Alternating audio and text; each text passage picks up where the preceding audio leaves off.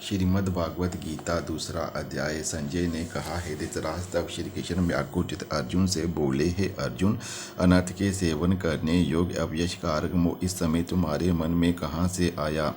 तुम कायर मत बनो, ये शोभा नहीं देता। तुम हृदय की दुर्बलता को त्याग कर युद्ध के निमित्त खड़े हो जाओ। अर्जुन ने कहा, हे मधुसूदन, मैं रण में पूज्य भीष्म और द्रोणाचार्य के ऊपर बाण प्रहार कर कैसे युद्ध करूं? गुरुजनों को मारकर उनके रक्त से सने भोगों को कैसे भोगूंगा? हम नहीं जानते कि संग्राम में हम दोनों में से कौन जीतेगा। यदि हम जान भी लें तो भी जिनको मार करके हम जीवित रहना नहीं चाहते, वही धृतराष्ट्र के पुत्र हमारे सामने प्रस्तुत हैं। मैं आपसे पूछता हूँ, जिससे निश्चय करके मेरा भला हो वह मुझे समझाकर कहिए, क्योंकि मैं आपका शिष्य हूँ। मुझे शिक्षा दीजिए। मुझे पृथ्वी का निष्कंटक राज्य मिल जाए और देवताओं का भी अधिपति मिल जाए तो भी ऐसा कोई उपाय नहीं दिखता कि जो मेरी इंद्रियों के शोकों को दूर करे। हे गोविंद, मैं युद्ध नहीं करूँगा। ये कहकर अर्जुन चुप हो गया। संजय बोला, हे राजन, दोनों सेनाओं के मध्य में खिन्न होकर बैठे अर्जुन से श्री कृष्ण ने ये वचन कहे, हे अर्जुन, जिनके लिए शोक नहीं करना चाहिए तू उनके लिए शोक करता है और पंडितों के से वचन तो कहता है, परंतु पंडित लोग ना मरों का शोक करते हैं ना जीवितों का। ये बात असंभव है कि मैं पहले ना था, तुम ना थे और ये राजा भी ना थे और इसके बाद नहीं रहेंगे। जैसे देहधारियों की इस देह की लड़कपन, जवानी, बुढ़ापा ये अवस्थाएं होती हैं, तैसे ही मृत्यु के बाद दूसरी देह की होती है। इसलिए पंडित लोग मोक्ष को प्राप्त नहीं होते हैं। हे नरश्रेष्ठ, सुख दुख को समान मानने वाले जिस वीर पुरुष को ये बुरा पदार्थ क्लेश नहीं देते, वह मोक्ष पाने का अधिकारी है। असत वस्तुओं का तो अस्तित्व नहीं है और सम का अभाव नहीं है। इस प्रकार इन दोनों को ही तत्वज्ञानी पुरुषों ने देखा है, जिससे सारा संसार व्याप्त है। उसको अविनाशी जानो, क्योंकि इस नाश रहित आत्मा का विनाश करने में कोई समर्थ नहीं है। अतएव हे भारत, तुम युद्ध करो। जो पुरुष इस आत्मा को मरने वाला तथा जो मारने वाला मानते हैं, वह दोनों ही ज्ञानी नहीं है, क्योंकि ये आत्मा ना मरती है ना मारती है। आत्मा ना कभी जन्मती है और ना कभी मृत्यु को प्राप्त होती है। नष्ट होने पर भी वह नाश को प्राप्त नहीं होती।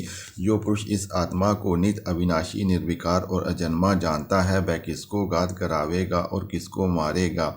जिस प्रकार मनुष्य पुराने वस्त्रों को फेंककर नए वस्त्र दान करती है, उसी प्रकार आत्मा पुरानी देह छोड़कर नई देह दान करती है। आत्मा को शस्त्र नहीं काट सकते हैं, अग्नि नहीं जला सकती है, जल भिगो नहीं सकता है। ये अविनाशी, सर्वव्यापी, स्थिर, अचल और सनातन है। ये इंद्रियों से जानी नहीं जा सकती, ये कल्पना से भी परे है। इसलिए ऐसा जानते हुए तुम्हें शोक करना उचित नहीं है।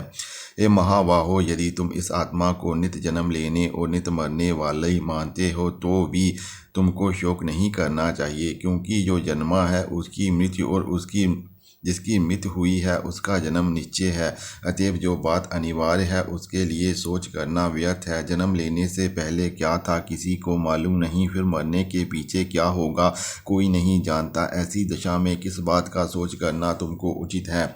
इस कारण सब प्राणियों के विषय में तुमको सोच करना उचित नहीं है। अपने धर्म को भी सोचकर तुमको घबराना उचित नहीं है, क्योंकि क्षत्रियों को धर्म पूर्वक युद्ध से और कुछ भला करने वाला नहीं है।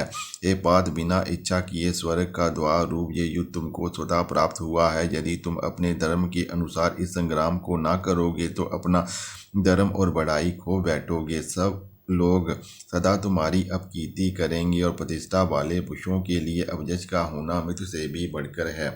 ये महारथी समझेंगे कि अर्जुन डरकर संग्राम से हट गया और अब तक जो लोग तुम्हारा मान करते थे वह अवजस करने लगेंगे।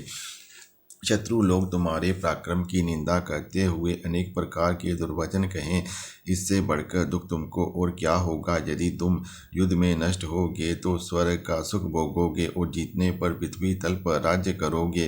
इसलिए युद्ध के निमित्त दृढ़ प्रतिज्ञ होकर खड़े हो जाओ। सुख दुख, लाभ हानि, जय पराजय उनको समान समझकर लड़ने के लिए तैयार हो। ऐसा करने से तुम पाप को प्राप्त नहीं होगे। हे पार्थ, ये ज्ञानावदेश ज्ञान योग के विषय में तुमसे कहा गया। अब निष्काम कर्म के विषय में सुन। जिस ज्ञान को पाकर कर्म बंधन से तेरी मुक्ति होगी।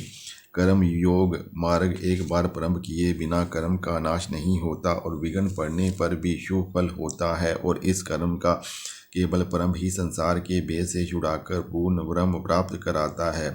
निश्चय करने वाली बुद्धि इस निष्काम कर्म में एक ही है और कामना वाले पुरुषों की बुद्धि एकाग्र नहीं रहती। उनकी शाखा पर शाखाएं होती हैं। ऐसी दशा में मनुष्य संदेह में रह जाता है।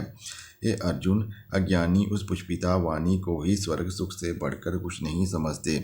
स्वर्ग सुख को ही ये उत्तम प्रसाद समझते हैं। उनका कामनाओं से चित व्याकुल होने के कारण निश्चयात्मक बुद्धि से मोक्ष साधन को उत्पन्न नहीं होती, कारण कि उनका चित्त से भोगादि में सदैव निमग्न रहता है।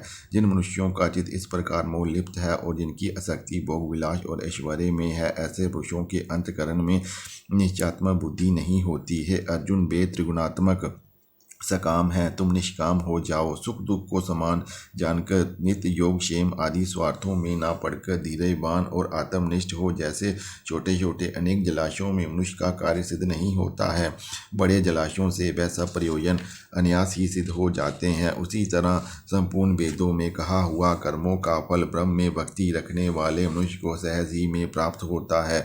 तुमको केवल कर्म करना चाहिए, फल तुम्हारे अधिकार में नहीं है। तुम ना तो फल की अभिलाषा से काम करो, ना निकम्मे ही रहो। फल की आशा त्याग कर कार्य की सफलता को समान मानकर तुम योगस्थ होकर कर्म करो। यही कर्म ज्ञान योग है। इसी बुद्धि योग सहित कर्म से अन्य कर्म अत्यंत हीन है। इसलिए तुम बुद्धि योग का आश्रय ग्रहण करो। फल की इच्छा रखने वाले निकृष्ट होते हैं। निष्काम कर्म करने वाले पुरुष ईश्वर कृपा से इसी संसार में सुकृत तथा दुकृत इन दोनों ही का त्याग कर देते हैं।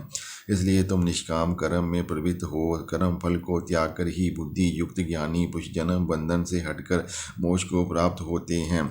जब तुम्हारी बुद्धि मोह बन के बाहर निकल जाएगी, तब तुम्हारा मन आगे सुनने वाली तथा हुई बातों से विरक्त हो जाएगा। अनेक श्रुतियों स्मृतियों के वचनों को सुनने से तुम्हारी बुद्धि भ्रमित हो गई है। जिस समय वह निश्चल होकर आत्मा में स्थित होगी, तभी तुमको तत्व ज्ञान प्राप्त होगा। अर्जुन ने पूछा, है केशव, आत्म स्वरूप में निश्चल बुद्धि वाला किसको कहा है?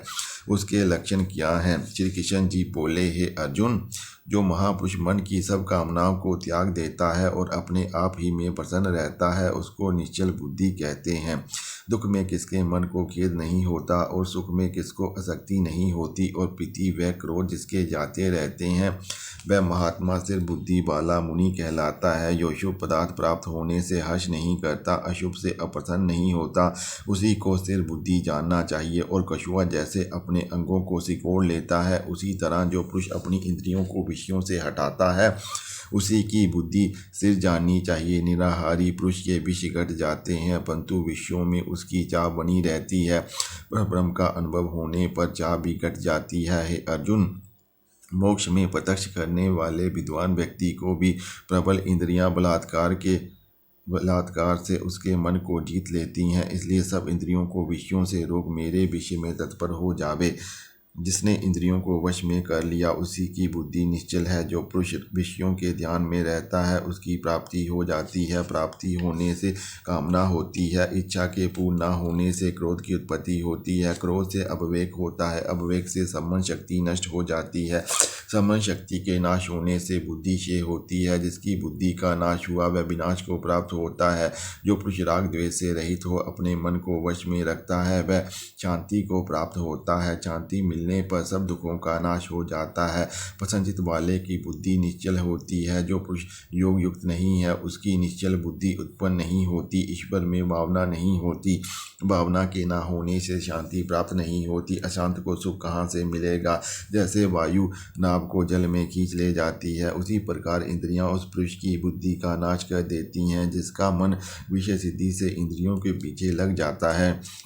इस कारण हे महाबाहो, जिसने इंद्रियों को विषयों से सर्वथा रोक रखा है, उसकी बुद्धि स्थिर है। जो सब प्राणियों की रात है, उसमें संयमी जागता रहता है, और प्राणी मात्र जिस समय जागते हैं, मुनिजनों की वह रात्रि है। जल से भरे समुद्र में और नदियों का जल भरने पर भी वह अपनी मर्यादा पर रहता है। उसी प्रकार जिस पुरुष में इच्छा के न रहने पर भी सब विषय भोग प्रवेश करते हैं, उसी को शांति मिलती है। विषयों की इच्छा करने वाले को शांति नहीं मिलती।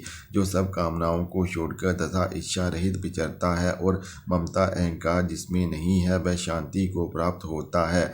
ए पार्थ, ब्रह्म स्थिति यही है। ऐसी स्थिति मिल जाने पर प्राणी फिर मोह वन में नहीं फंसता और अंत समय में निर्माण ब्रह्म को प्राप्त होता है। इति श्रीमद्भागवत गीता सुपनिषत्सु ब्रह्म विद्या योग शास्त्रे श्री कृष्ण अर्जुन संवादे आत्म संयम योगो नामाद्वितीय अध्याये।